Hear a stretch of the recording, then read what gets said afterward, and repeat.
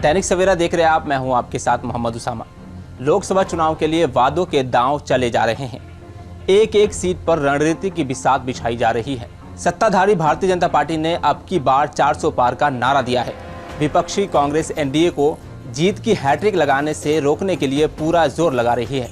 पिछले लोकसभा चुनाव में बीजेपी को 303 सीटों पर जीत मिली थी, कांग्रेस को 52 और बाकी अदर पार्टियों को 116 मिली थी। देश में लोकसभा की कुल 543 सीटों के लिए लोकसभा चुनाव होने जा रहे हैं।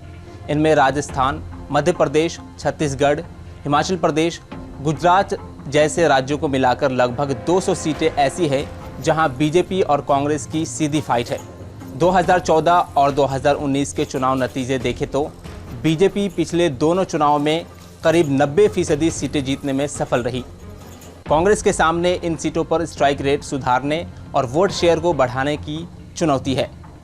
बीजेपी को हिंदी पट्टी के यूपी, उत्तराखंड, राजस्थान, मध्य प्रदेश, छत्तीसगढ़, हरियाणा, हिमाचल प्रदेश जैसे राज्यों और केंद्र शासित प्रदेश में 50% या उससे अधिक वोट मिले थे।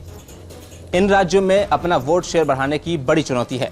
कांग्रेस को छिटके वोट बैंक को फिर से अपने पाले में लाना होगा। स्वर्ण, दलित, आदिवासी, पिछड़ा और अल्पसंख्यक कभी कांग्रेस का बेस वोटर हुआ करते थे, जो अब अलग अलग पार्टियों के साथ जा चुके हैं।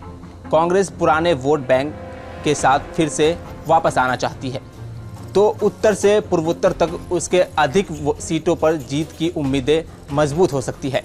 पूर्वोत्तर भारत में लोकसभा की 25 सीटें हैं और इनमें से कांग्रेस के पास 4 सीटें हैं।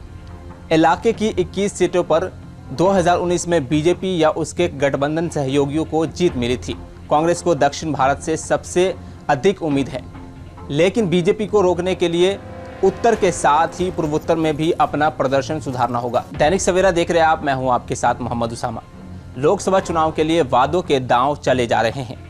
एक एक सीट पर रणनीति की बिसात बिछाई जा रही है। सत्ताधारी भारतीय जनता पार्टी ने अब की बार 400 पार का नारा दिया है। विपक्षी कांग्रेस एनडीए को जीत की हैट्रिक लगाने से रोकने के लिए पूरा जोर लगा रही है। पिछले लोकसभा चुनाव में बीजेपी को 303 सीटों पर जीत मिली थी, कांग्रेस को 52 और बाकी अदर पार्टियों को 116 मिली थी। देश में लोकसभा की कुल 543 सीटों के लिए लोकसभा चुनाव होने जा रहे हैं। इनमें राजस्थान, मध्य प्रदेश, छत्तीसगढ़, हिमाचल प्रदेश, गुजरात जैसे राज्यों को मिलाकर लगभग 200 सीटें ऐसी हैं जहां बीजेपी और कांग्रेस की सीधी फाइट है। 2014 और 2019 के चुनाव नतीजे देखें तो बीजेपी पिछले दोनों चुनावों में करीब 90% सीटें जीतने में सफल रही।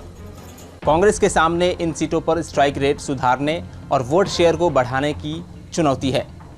बीजेपी को हिंदी पट्टी के यूपी, उत्तराखंड, राजस्थान, मध्य प्रदेश, छत्तीसगढ़, हरियाणा, हिमाचल प्रदेश जैसे राज्यों और केंद्र शासित प्रदेश में 50% या उससे अधिक वोट मिले थे। इन राज्यों में अपना वोट शेयर बढ़ाने की बड़ी चुनौती है। कांग्रेस को छिटके वोट बैंक को फिर से अपने पाले में लाना होगा।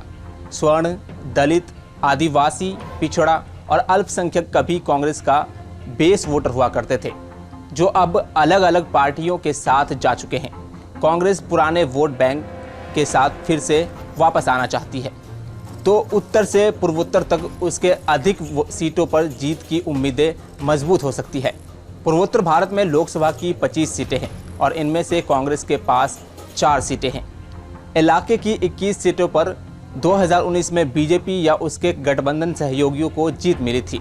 कांग्रेस को दक्षिण भारत से सबसे अधिक उम्मीद है, लेकिन बीजेपी को रोकने के लिए उत्तर के साथ ही पूर्वोत्तर में भी अपना प्रदर्शन सुधारना होगा।